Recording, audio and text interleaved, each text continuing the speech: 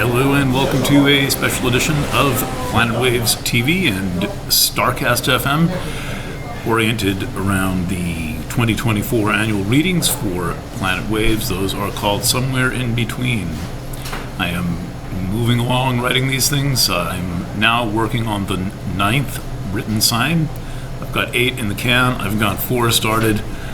This is a true, genuine marathon.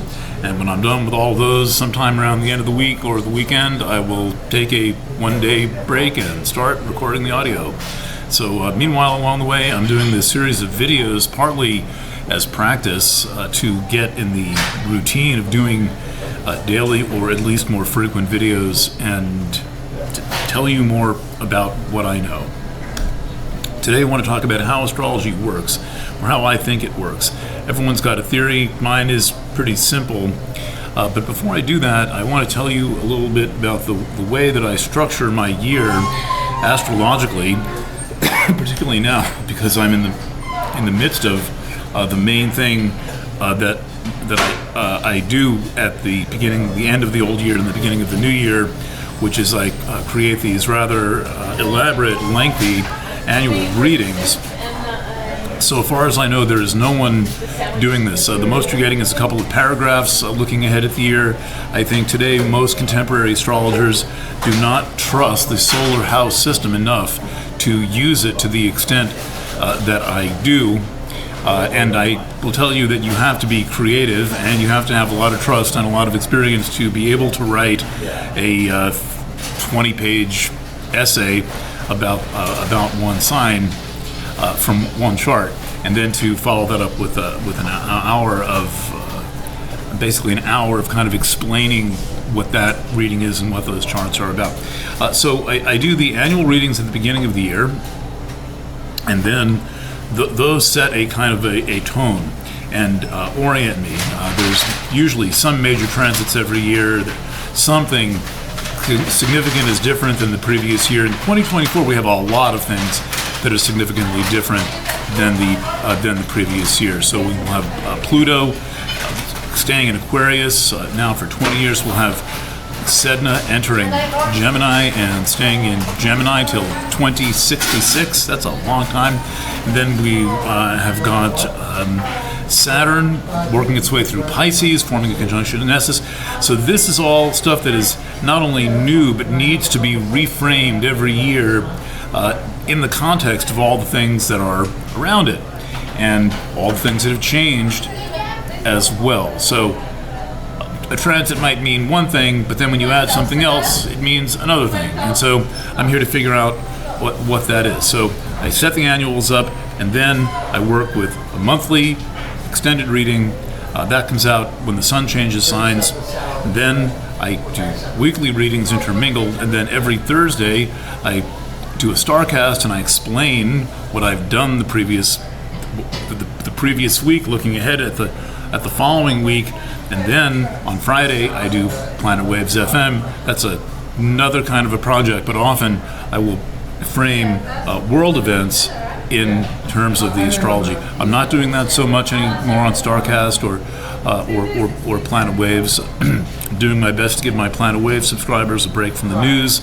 I do that enough other places. But let me know if you want more analysis of news events. I love doing it. I'd be happy to do it as part of Planet Waves. So then once a month I do another reading, which is the birthday reading, now called Astrology Studio.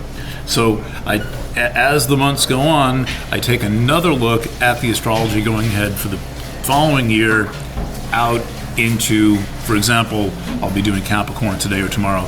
That'll take us out into 2025. And then I go through the year and do that. So my point is, it's a process of repetitive reading the same charts. And just to give you an idea, the charts I work with look a little bit like this. So I'm adding a lot of extra points. I'm studying a lot of aspects. And when I get into how I think astrology works, I'll tell you why that's not as complicated as it might seem. And then for example, somewhere in between readings, the birthday readings, I will hand draw the chart. I will take a blank wheel and pencils or Sharpie, nice sharp one, and I will draw in the main kind of notations. It's sort of a summary of all of this, because this chart probably has 30 planets in it. I pretty much, the only person I know who reads more planets than I do is Martha Lang Westcott. And unlike Martha, she has a different method. Martha puts all of her planets in every chart. I don't put all of mine in every chart. I put a little bit different set or a lot different set in every chart based on the aspect pattern in the chart. So I don't feel like I need to see all whatever 130 planets I'm able to read in every chart. I'm looking for what stands out. So I look at all those planets, and then I make notes and bring in the ones that seem to be the most prominent. So for example, in this chart, just to give you an idea, there's an unusual point called Kronos. It's right there. It's penciled in. Moves very slowly, takes hundreds of years to go around the zodiac, and usually I put that in, but in a chart where the new moon is conjunct Kronos, it's going to get extra emphasis. And then I'm interested in anything that is making an aspect to the new moon, that's talking to it in some way, where there's a dialogue going on, and where that planet's likely to express itself in some way. Now, as you know, I don't take a magical approach to this. I don't think that there's any spooky process going on. I consider myself kind of a reader, basically. I'm looking at a bunch of what some people call archetypes. I don't really call them that, but archetypes. I look at cycles, and then I make up a story about them. My friend Janice Fiamenko, who is not an astrologer, she's an English professor, and one of the reasons that we're good friends is we're both kind of permanent English majors, and she subscribed to Planet Waves yesterday and said, well, I don't believe much in astrology, but I want to read your astrology, and how is it possible that these things could influence us? And what I said was, well, really what I'm doing is looking at a flower and writing a poem about it. It's a process basically of describing nature in some friendly and meaningful way. Now, I realize that not every astrologer is doing it in a friendly way, and many are not doing it in a meaningful way, but the way I write astrology, I'm looking to describe nature. I'm looking to essentially recognize a pattern of some kind. So this gets me to the theory of how astrology works. One last comment about how I teach. You'll notice I teach in several different modes. I teach in audio mode, which you don't have to look at my mug the whole time, even though people really do like staring at videos. And then I work in written mode, short form and long form, and then I do audio. So there's a lot of different ways people learn, and I think that to have as many different modes of explanation as possible is helpful. I'll probably do some kind of a 5-minute video for each sign explaining the basics of the chart with the visuals, so I can point to things once I redraw these charts and so the symbols are big enough to see. So let's get into how astrology works. First of all, it's always a study in cycles. So any good astrologer is studying the natural cycles of the season and the sun and the moon and the planets, and at the same time studying human nature. You cannot just do astrology looking at charts and the ephemeris. You have to understand people and see the correspondences. Now, one of the ways that I work that not a lot of astrologers are doing these days is that I am also a mundane astrologer.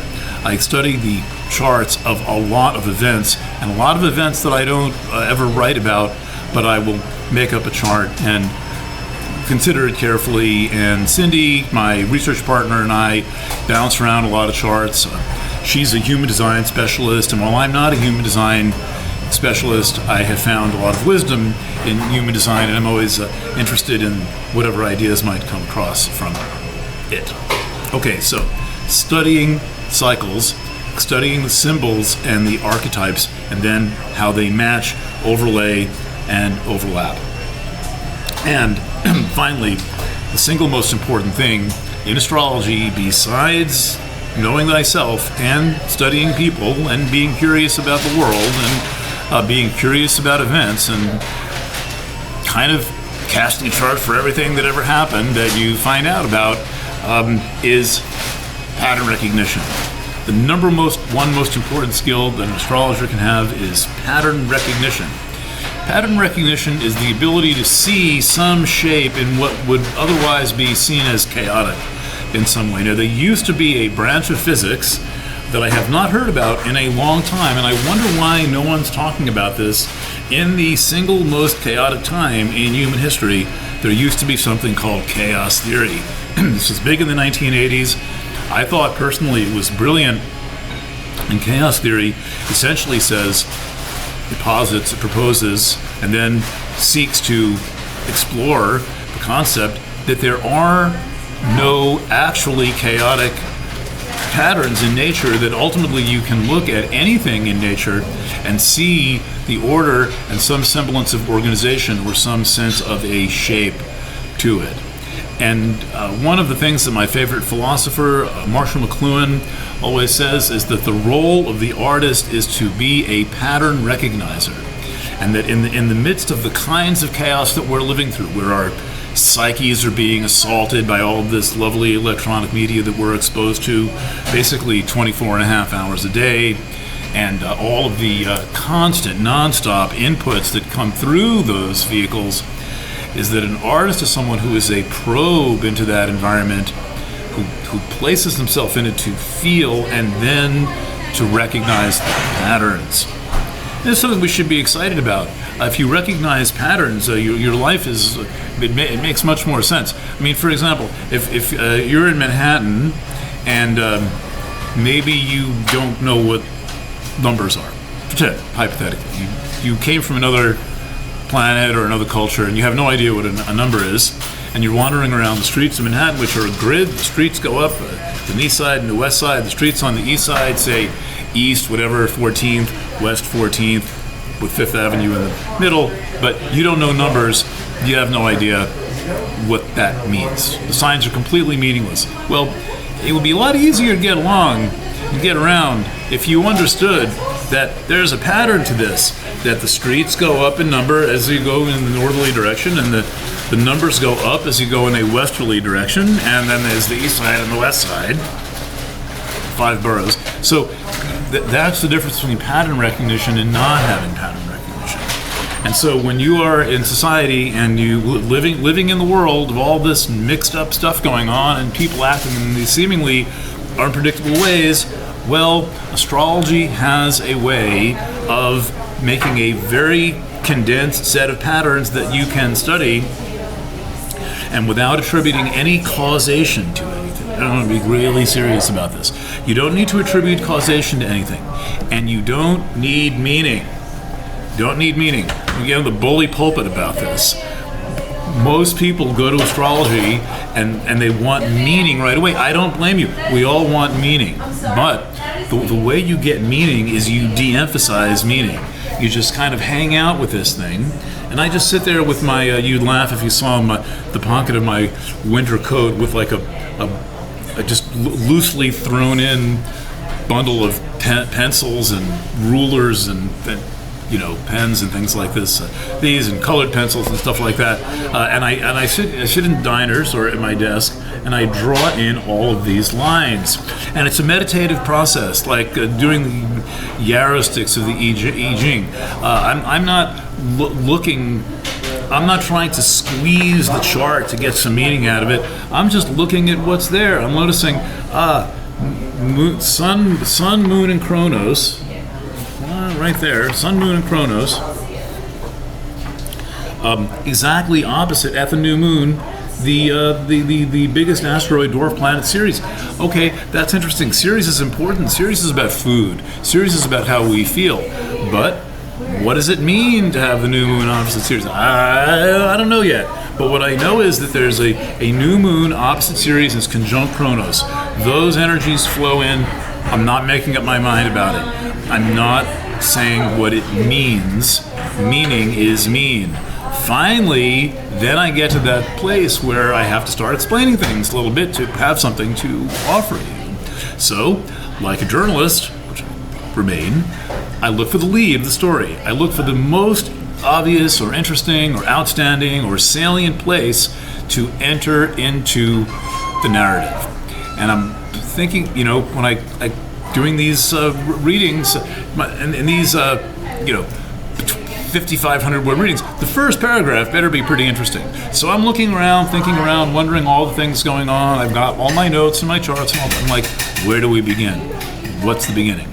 So, and then from there, I continue the process of pattern recognition, but now it's one step closer to you, because now I need to explain things.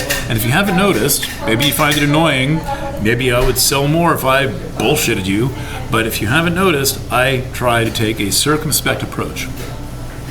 2 other points. Figure you've listened this long. 2 more points. That could be really exciting. There are 2 things inherent in the medium of astrology. And McLuhan said the medium is the message. Well, what does that mean? That means that video is more important than the content of video. The delivery vehicle has a meta message of its own that transcends all the other messages of that medium, conveyed within the medium. So Twitter is much more important than a tweet. There's no really important tweets, but Twitter kind of changed everything on the internet by shrinking it down to 140 characters. There's your medium is the message. So what is the message of the medium of astrology?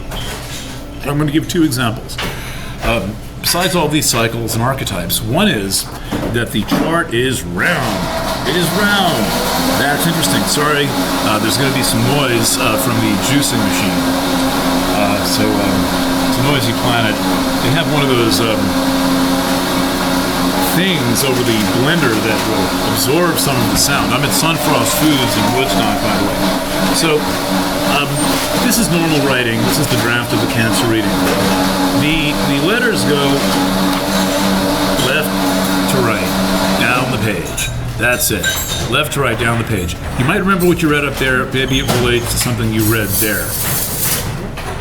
In astrology, it's quite different. The whole chart is round, and then the path of reading is not linear. It's not left to right. You read in a kind of a ricochet pattern.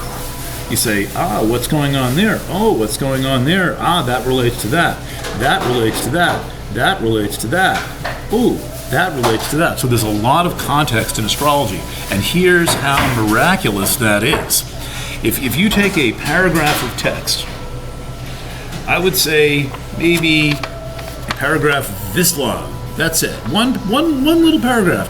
You might read it and forget it. This has so many letters, and I figured this out once. I took basically a paragraph of the New York Times, and I counted the letters, and then I took a conventional astrology chart the way that I do with 20 planets, 12 houses, 12 signs. I counted up the symbols, all the astrology symbols, in every single number, and it came out to fewer than the number of letters in a paragraph in a newspaper. But because the miracle of astrology is that every symbol is read in the context of every other symbol, you get a lot of mileage out of those few symbols. They not only stretch further, they're much more interesting. Everything in astrology is read in the context of every other thing in astrology. So this is a non-linear, cyclical, circular, working within the framework of a circle, so you're contained in a little microcosm. And you don't just blow by things. Astrology very strongly favors your ability to delineate and see and recognize patterns where there's a tremendous amount of context. Second thing, and then I'll let you go. Particularly the way that I do astrology, among other assignments I have in this profession, going back to 1995, is to be a sun. That's almost 20 years. Is to be 30 years a sun sign horoscope writer. And as a sun sign horoscope writer, one of the things that I do is I have to take the same chart, the same events. Usually I use the same chart for the same moment, and I read it 12 different ways and explain it to you 12 times. That's for signs, whatever those are. Context. Sign is a point of reference. So I read the same chart from 12 different points of reference. Try doing that with a paragraph in a book or a paragraph in a newspaper. Try explaining one paragraph 12 ways. In fact, try explaining anything 12 ways. Usually we get paper or plastic, credit or debit, smoking or non-smoking back in the day. Now it's just all allegedly non-smoking. Basically, there's two of everything in the world. Now that this trans phenomenon has come in, which I attribute to the chaos of the digital realm, we've kind of gone beyond the notion of two sexes, but not the reality. So instead, in astrology, what we're doing is, especially as a sun sign writer, and if you read them, and my Backstage Pass holders usually listen to all 12 birthday readings, many people buy all 12, the annual, the idea is that that I'm looking at the same basic events 12 different ways. That's pretty cool. And what happens is that it compels me to basically be much less biased than I might be if I was just looking at one thing one way and saying that's how it is. You may read almost opposing interpretations of the same event in the same column because they fall in a different context in people's life. So those are some thoughts about how this all works. And look, ultimately, at the end of the day, I'm a writer. I have some material. I write something to you. You relate to it or you don't relate to it. That's actually what's going on. What's actually going on is the video works for you or it doesn't work for you. It's entertaining, it's not entertaining. You learn something, it answers your question or it doesn't answer your question. It's a human thing. The planets, they're out there, they're doing their thing. But in the end, the astrology you get is only as real and as helpful as the astrologer you get. And ultimately, this is all just between me and you, baby. That's it. Nobody here but us chickens. All right, signing off from where am I? Sunfrost Foods in Woodstock, New York. Thanks for watching. Thanks for listening. Thank you, hon. Thank you, hon. And bye for now.